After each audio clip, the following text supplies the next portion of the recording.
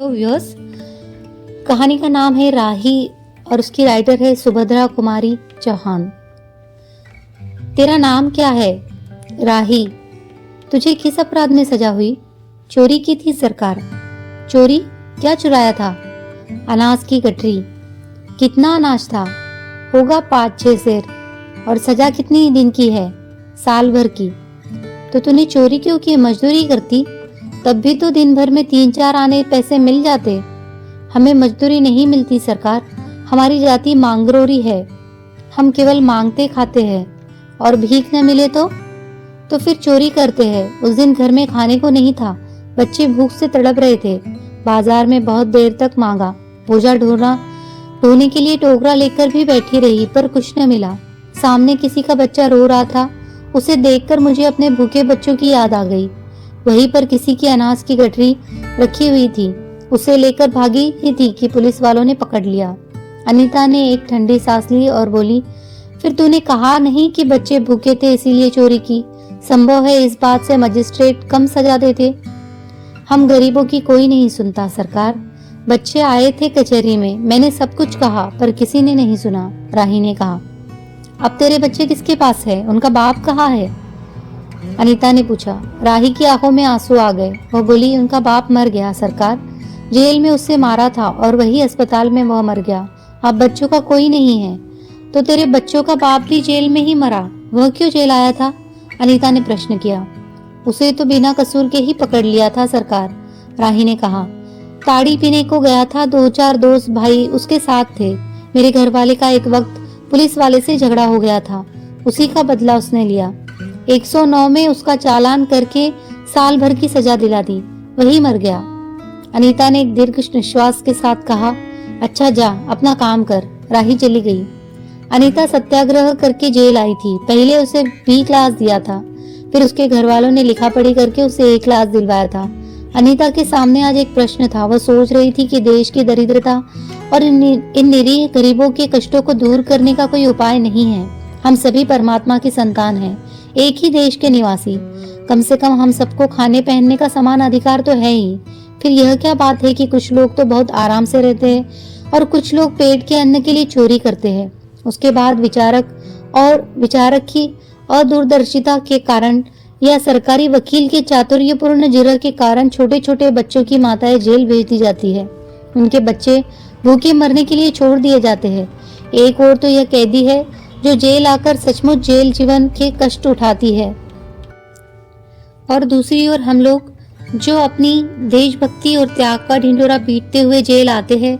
हमें आमतौर से दूसरे कैदियों के मुकाबले में अच्छा बर्ताव मिलता है, फिर भी हमें संतोष नहीं होता। हम जेल आकर A और B क्लास के लिए झगड़ते हैं। जेल आकर भी हम कौन सा बड़ा त्याग कर देते हैं। जेल में हमें कौन सा कष्ट रहता है, सिवाय इसके कि हमारे इस माथे पर नेतृत्व का सील लग जाती है। हम बड़े अभिमान से कहते हैं, यह हमारी 4थी जेल यात्रा है, यह हमारी 5वीं जेल यात्रा है, और अपनी जेल यात्रा के किस्से बार बार सुनाकर आत्मगौरव अनुभव करते हैं। तात्पर्य यह कि हम जितनी बार जेल जा चुके होते हैं, उतनी ही सीढ़ी हम देशभक्ति और त्याग से दूसरों से ऊपर उठ जाते हैं। और इसके बल पर जेल से छूटने के बाद कांग्रेस को राजकीय सत्ता मिलते ही हम मिनिस्टर, स्थानीय संस्थाओं के मेंबर और क्या क्या हो जाते हैं। अनीता सोच रही थी, कल तक जो खद्दर भी न पहनते थे, बात बात पर कांग्रेस का मजाक उड़ाते थे, कांग्रेस के हाथों में थोड़ी शक्ति आते ही वे कांग्रेस भक्त बन गए, खद्दर पहनने लगे, यहाँ तक कि जेल में भी दिखाई पड़ने लगे। वास्तव में यह देशभक्ति है या सत्ता भक्ति? अनीता के विचारों का तांता लगा हुआ था। वह दार्शनिक हो रही थी। उसे अनुभव हुआ जैसे कोई भीतर ही भीतर उसे काट रहा हो। अनीता की विचारावली अनीता को ही खाए जा रही थी। उसे बार बार यह लग रहा था कि उसकी देशभक्ति सच्ची देशभक्ति नहीं वरन मजाक है। उसे आत्मग्लानि हुई और साथ ही साथ आत्मानुभूति भी। अनीता की आत्मा बोल उठी, वास्तव में सच्ची देशभक्ति तो इन गरीबों के कष्ट निवारण में है। ये कोई दूसरे नहीं, हमारे ही भारत माता की संतानें हैं। इन हजारों लाखों भूखे नंगे भाई बहनों की यदि हम कुछ भी सेवा कर सके, थोड़ा भी कष्ट निवारण कर सके, तो सचमुच हमने अपने देश की कुछ सेवा की। हमारा वास्तविक देश तो देहातों में ही है। किसानों की दुर्दशा से हम सभी थोड़े बहुत परिचित हैं, पर इन गरीबों के पास न घर है न द्वार। अशिक्षा और अज्ञान का इतना गहरा पर्दा इनकी आंखों पर है कि होश संभालते ही माता पुत्री को और सास बहू को चोरी की शिक्षा देती है और उनका यह विश्वास कि है कि चोरी करना और भीख मांगना ही इनका काम है। इससे अच्छा जीवन बिताने की वह कल्पना ही नहीं कर सकते। आज यहाँ डेरा डाल के रहे तो कल दूसरी जगह चोरी की, बचे तो बचे, नहीं तो फिर 1-2 साल के लिए जेल। क्या मानव जीवन का यही लक्ष्य है? लक्ष्य है भी अथवा नहीं? यदि नहीं है तो विचार दर्श की उच्च सतह पर टिके हुए हमारे जननायकों और युग पुरुषों की हमें क्या आवश्यकता? इतिहास, धर्म, दर्शन, ज्ञान, विज्ञान का कोई अर्थ नहीं होता, पर जीवन का लक्ष्य है, अवश्य है।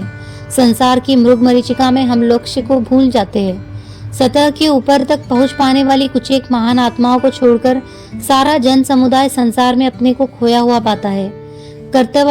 कर्तव्य का उसे ध्यान नहीं, सत्य असत्य की समझ नहीं, अन्यथा मानवीयता से बढ़कर कौन सा मानव धर्म है?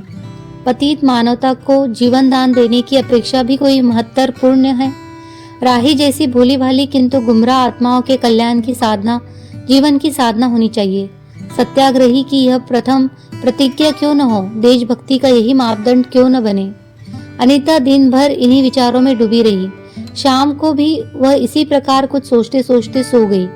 रात में उसने सपना देखा कि जेल से छूटकर वह इन्हीं मांगरोरी लोगों के गांव में पहुंच गई है। वहां उसने एक छोटा सा आश्रम खोल दिया है।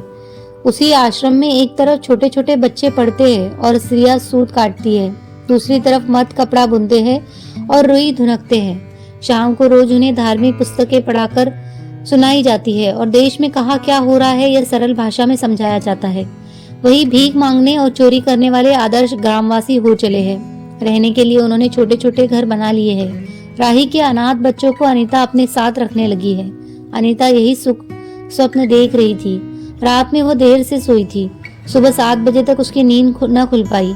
अचानक स्त्री जेलर ने आकर उसे जगा दिया और बोली, आप घर जाने के लिए तैयार हो जाइए, आपके पिता बीमार है, आप बिना शर्त छोड़ी जा रही है। अनीता अपने स्वप्न को सच्चाई में परिवर्तित करने के लिए एक मधुर कल्पना लेकर घर चली गई।